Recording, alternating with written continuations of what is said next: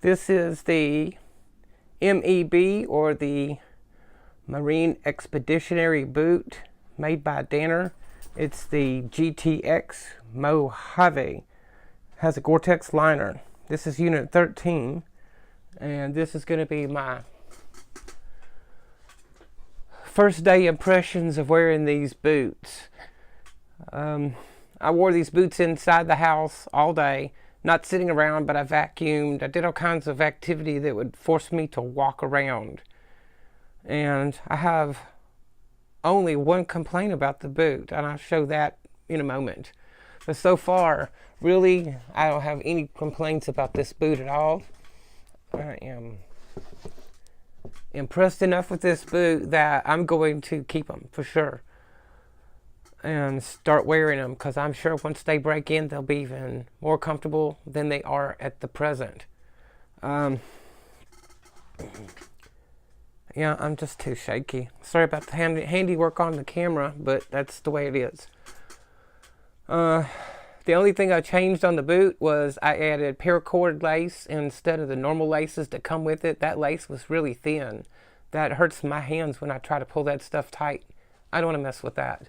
And I used paracord since the 70s on my boots and have never had the paracord fail. Never. So with that, I've been on like hundreds of rescue calls and doing crazy, like, farm work, digging ditches, all that kind of stuff. And the paracord has always held up. Every manufactured boot lace, shoe lace that I've ever used always failed. All right, so done with the laces. So the other thing that you might want to know about this is when, like all boots, this wants to fold up on you and the tongue always wants to do something funky. I'm really picky about it, so I push this back and keep those folds deep inside here so they're smooth against my leg. I can't have those pressure points, and I'm actually able to obtain that with these boots. So I'm really impressed with that, because normally I have pressure points with the tongue, and I'm able to correct that with these boots. Thank goodness. Now, the only thing I'm probably going to add to the inside of the boot is some arch support. That's a personal thing. Doesn't have anything to do with the boot. Now, the thing that I think is really odd about these boots is that the contact points on the boot where you're actually standing, let's see if we can do this boot, is very minimal. I know that's really difficult to catch on this camera. Let's see if I can move it around. It probably really sucks, but anyway, all right. So here's the result. Take your woodworker's eye. Whoops, where's the boot? There. Take your woodworker's eye and look down that boot. You see it? You see how arched that is? Let's see if I can get that on the camera also. That is not as easy as it looks. Okay, arched sole results in rocking boots.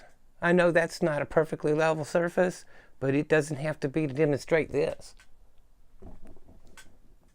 Oops. Here we go. Hang on.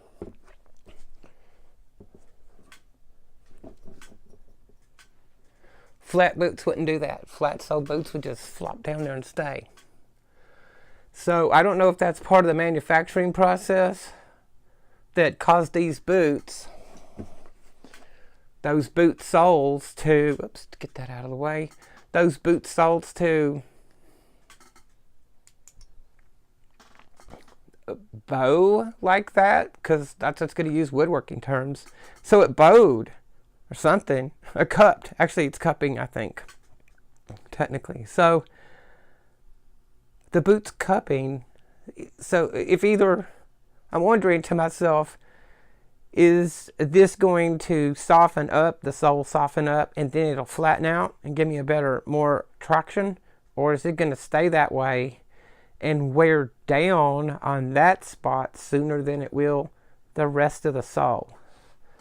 Oh well, time will tell, that's for sure. And I'm just going to do an ongoing report of these boots since I can, and they're brand new, and we've got access to all this internet stuff. I don't know what to say about it. I'm really surprised about the Boeing.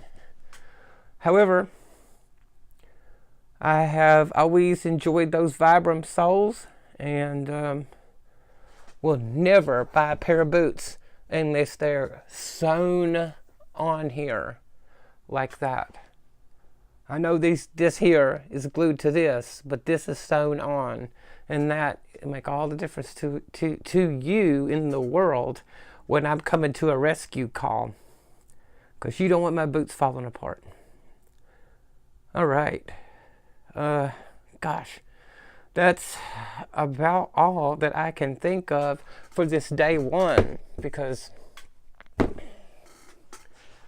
we have to run into day two now and see what happens.